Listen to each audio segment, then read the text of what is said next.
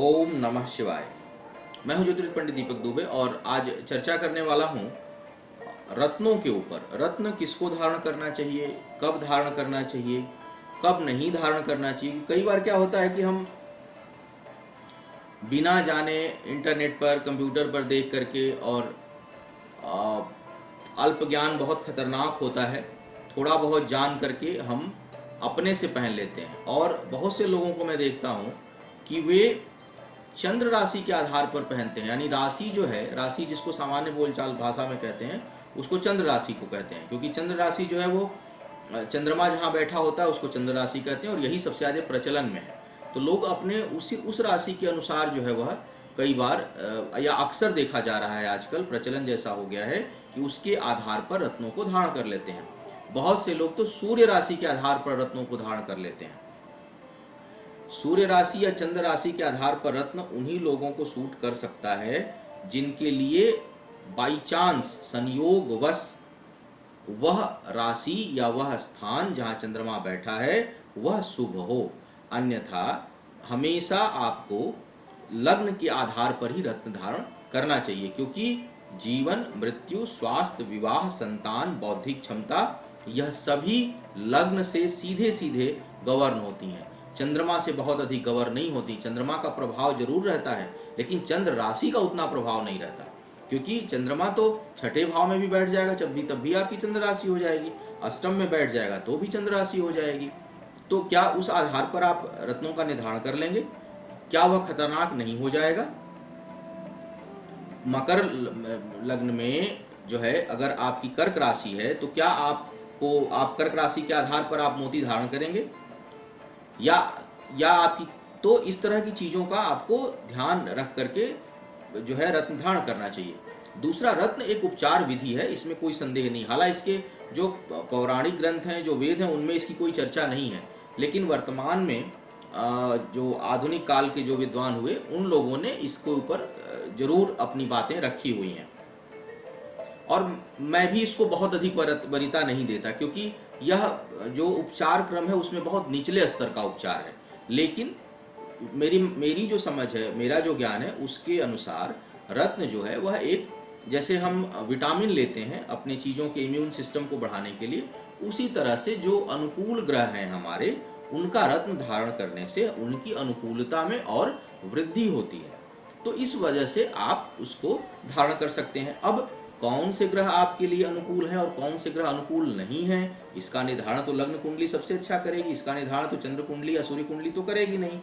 तो आप लग्न के आधार पर देखें, और मैं आज वही बताने वाला हूं कि कौन से लग्न के जातकों के लिए सामान्यतया, पुनः मैं शब्द इस्तेमाल करूंगा सामान्यतया, क्योंकि हमेशा मैं कहता हूं कि कोई बड़ा निर्णय लेने जा रहे हैं तो आप अपनी कुंडली का परामर्श जरूर एक बार करा लिया करें। क्योंकि मैं यह बात बताऊंगा सावधानी के हिस्से में कि क्यों आवश्यक है आपको कुंडली का अपना विश्लेषण कराना। सबसे पहले मैं अभी चर्चा करूंगा लग्न के आधार पर कौन से लग्न के जातकों को कौन सा रत्न धारण करना चाहिए सामान्य अवस्था में, और वह उनके लिए फलदायी होगा। सबसे पहली लग्न आती है मेष लग्न। मेष लग्न की यदि बात करूं तो मंगल से लग्न गवर्न होती है, और इस लग्न के जातकों के लिए मूंगा, माणिक्य अर्थात रूबी और पुखराज अर्थात येलो सफायर, तो आप जो है वो कोरल, रेड कोरल, मूंगा, माणिक्य, रूबी और पुखराज, इसको आप धारण कर सकते हैं। थोड़ा पुखराज धारण करते समय ये देख लें कि बृहस्पति द्वादश भाव का फल तो अधिक नहीं दे रहा है, क्योंकि यहाँ बृहस्पति भाग्य और द्वादश दोनों भाव का स्वामी होता है। तो भाग्येश होने के कारण तो बहुत शुभदायी है बृहस्पति मेष लग्न के जातकों के लिए। लेकिन अगर यह भाग्य स्थान का कम और द्वादश भाव का अधिक परिणाम देगा तो पुखराज बहुत सहयोगी आपके लिए नहीं होगा। लेकिन मूंगा और माणिक्य जो है वह 99% जातकों के लिए लाभकारी होगा। अब बात करता हूँ वृषभ लग्न के जातकों के लिए। वृषभ लग्न की देखा जाए तो आपके जो लग्न का स्वामी है, शरीर का स्वामी है, वह शुक्र है।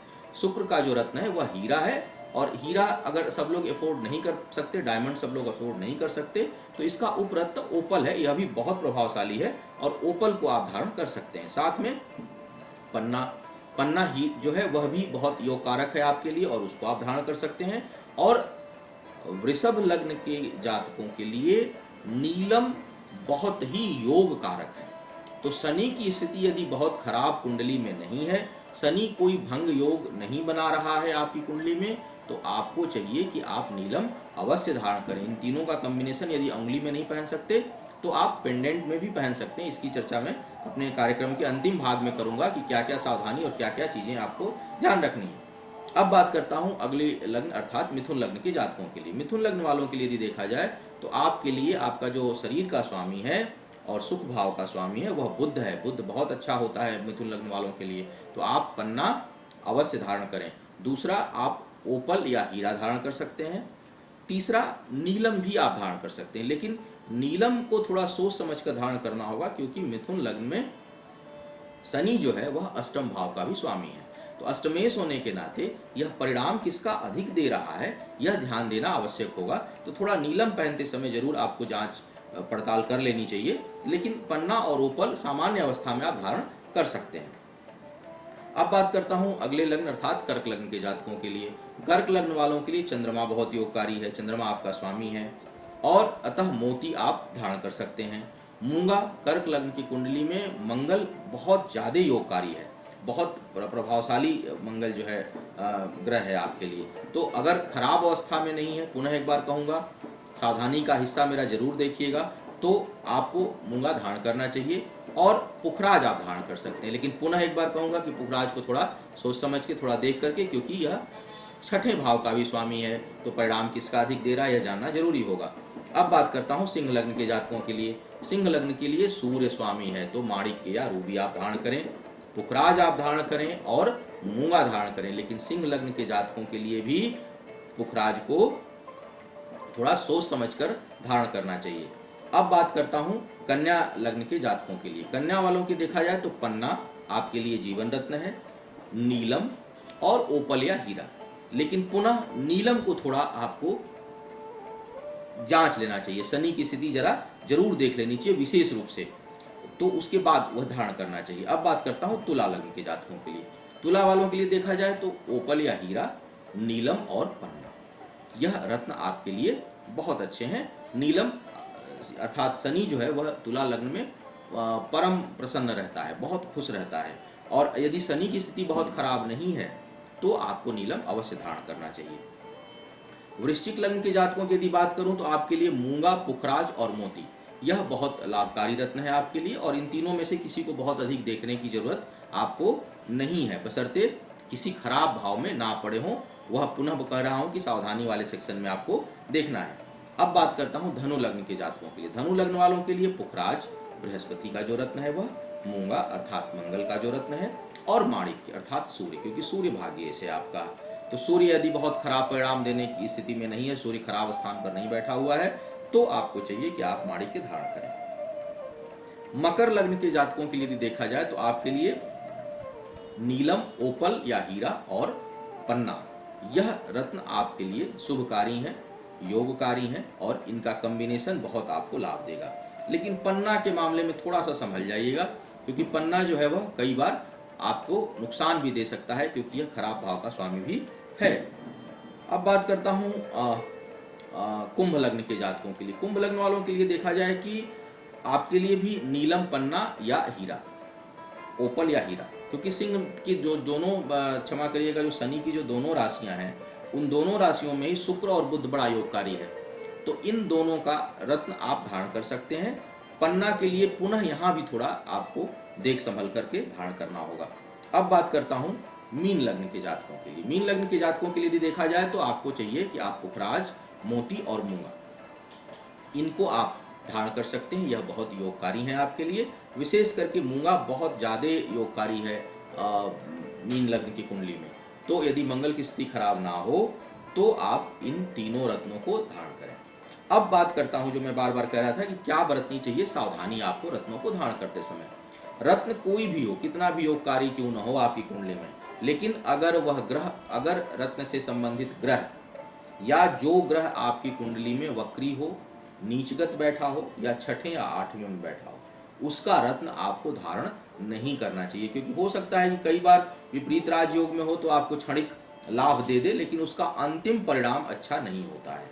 तो आपको बचना चाहिए किसी भी वक्री ग्रह, नीच ग्रह या छठे, 8वें, 12वें भाव में गए हुए ग्रह का रत्न पहनने से आपको बचना चाहिए, पहली चीज। दूसरी चीज, अशुभ ग्रह और शत्रु ग्रहों का रत्न नहीं पहनना चाहिए। मार्केस का ग्रह रत्न नहीं पहने से, मैंने एक मकर लग्न की कुंडली का उदाहरण दिया कि मकर लग्न में यदि छठे भाव में बैठा हो आपका चंद्रमा, तो देखा जाए तो कर्क राशि हो जाएगी, लेकिन मोती पहनना आपके स्वास्थ्य के लिए बहुत हानिकारक है और कर्ज जल्दी खत्म नहीं होगा।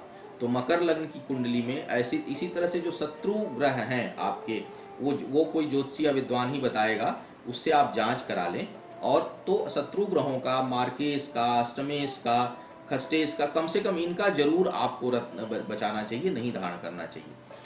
कोई बहुत विशेष परिस्थिति हो तो हम रत्न धारण कर सकते हैं, जैसे संतान की समस्या है, कोई आर्थिक समस्या है, कोई सुख सुविधा की समस्या हो रही है, कोई राजनैतिक समस्या है, ऐसी स्थिति में हम उस भाव से संबंधित ग्रह का रत्न धारण कर सकते हैं, लेकिन वह किसी विद्वान के सानिध्य में और कुछ समय के लिए केवल उस पर्टिकुलर काम के होने तक आप धारण करें और तुरंत उसको उतार के रख दें। तो ऐसे में बहुत गहन जांच की आवश्यकता होती है ताकि पीरियड गलत ना हो, क्योंकि अगर पीरियड गलत हुआ तो जो खराब भाव के स्वामी हैं वो जरूर अपना प्रभाव दिखा देंगे। तो बड़े सतर्कता के साथ कम समय के लिए और ग्रहों के और भावों के स्वामियों का रत्न धारण आप कर सकते हैं। तीसरी चीज कि रत्न यदि आप धारण करते हैं कोई भी, तो आप व्यसन से अवश्य दूर रहें। मैं देखता हूं कई लोग पुखराज पहनते हैं और नॉनवेज खाते हैं। बृहस्पति की इतनी ज्यादा शत्रुता है कि पुखराज पहन के यदि आप नॉनवेज, व्यसन और गलत कार्यों में रत हैं, तो मुझे नहीं लगता कि समृद्धि आपकी आएगी। हो सकता है धन आपके पास बहुत हो सकता है आपके बहुत लोगों के पास मेरा तर्क हो कि मैं तो नॉनवेज खाता हूं लेकिन मुझे तो कुछ नहीं होता। लेकिन कुछ नहीं होता तो जिंदगी केवल आज तक सीमित नहीं है, जिंदगी के बड़े आयाम हैं, और कौन कौन से आयाम आपके ऊपर किस तरह के प्रभाव डालेंगे यह तो सिर्फ वक्त बताएगा। जब तक हम पृथ्वी पर जिंदा हैं, जब तक मेरी अंतिम सांस है, चल रही है, तब तक हमारे जीवन का मूल्यांकन संभव नहीं है। मूल्यांकन तो केवल अंतिम सांस के बाद होगा हमारे जीवन का। तो मैं यह मानता हूं कि आप समृद्ध नहीं हो सकते, तो थोड़ा अगर आप रत्नों को, क्योंकि रत्न एक तरह से हम उस ग्रह को साक्षी मानकर पहनते हैं, उसके प्रतिनिधित्व के रूप में हम उसको धारण करते हैं। वह एक यंत्र और उस ग्रह का प्रतिनिधित्व करता है। वैसे में अगर हम इस तरह के रत्नों को धारण करते हैं और हम यदि व्यसन कर रहे हैं, हम नॉनवेज खा रहे हैं, अशुद्ध चीज़ों को स्पर्श कर रहे हैं, तो यह हानिकारक होगा। इस बात का आपको ध्यान रखना होगा। अब बात करता हूं कि धारण कैसे करें रत्नों को। रत्नों को धारण करने का विधान वैसे तो बहुत जटिल है, क्योंकि यदि आप उसको, कई बार क्या है कि लाखों लाखों का हम लोग रत्न पहनते हैं आजकल, लेकिन पूजा पाठ के प्रति ऐसी लोगों की विरक्ति हो गई है, ऐसा भाव हो गया है कि लोग इसको गलत मानने लगे हैं, बहुत से लोग। हालांकि इसका समाधान है नहीं, यह शॉर्टकट है, और अंतिम जो अस्त्र है वो तो आना ही पड़ेगा, कभी न कभी आना ही पड़ता है लोगों को। लेकिन ठीक है, नहीं मान रहे हैं, प्रचलन में है, तो नियम यह कहता है कि आप रत्नों को प्राण प्रतिष्ठित करवा कर ही पहने। लेकिन जो लोग नहीं करा सकते, क्योंकि प्राण प्रतिष्ठा कराना और अधिक खर्चीला काम है, तो आप अगर नहीं करा पा रहे हैं तो उसका अल्टरनेट यह है कि फिर उसको आप थोड़ा गंगा जल से शुद्ध करके, और जिस ग्रह का आप रत्न धारण करने जा रहे हैं उसके दिन, जैसे सूर्य का रत्न है तो वह रविवार के दिन, चंद्रमा का रत्न है तो वह सोमवार के दिन, मंगल से संबंधित रत्न है, मूंगा है तो वह मंगलवार के दिन। तो ऐसे सभी ग्रहों से संबंधित जो रत्न हैं उनके दिन में प्रातः काल सूर्योदय से 1 घंटे तक आपके स्थानीय समय के अनुसार, क्योंकि सूर्योदय हर जगह अलग अलग समय पर होता है, तो मान लीजिए यदि आपके यहाँ सूर्योदय 6 बजे हो रहा है तो 6 बजे से लेकर 7 बजे तक उसी दिन की होरा होती है। जैसे रविवार के दिन प्रातः 6 से 7, वैसे तो पूरा दिन रविवार का है, लेकिन सबसे जो प्रभावशाली समय होता है वह सुबह 6 से 7 के बीच का होगा। 1 घंटे उसी दिन की होरा होती है, तो उसमें यदि आप रत्न धारण करते हैं तो वह ज़्यादा शुभ और प्रभावशाली होगा। साथ में जिस भी आराध्य को मानते हो, जिस भी इष्ट को मानते हो, उनको रत्न को स्पर्श करा करके कि इसका दुष्प्रभाव कम हो और इसका जो शुभ प्रभाव हो वह मुझे प्राप्त हो, इस भाव से आप उसको धारण करें। तो यह था मेरा रत्नों के ऊपर विशेष कार्यक्रम। उम्मीद है आपको मार्गदर्शन मिलेगा। मुझसे परामर्श लेने के लिए मेरी वेबसाइट astrotips.in को आप देखें। और मेरे चैनल को आप सब्सक्राइब करें नए नए कार्यक्रमों को देखने के लिए। आपके जीवन में आयु, आरोग्य और ऐश्वर्य की वृद्धि हो। इन्हीं शुभकामनाओं के साथ आपसे विदा लेना चाहूँगा। ओम नमः शिवाय।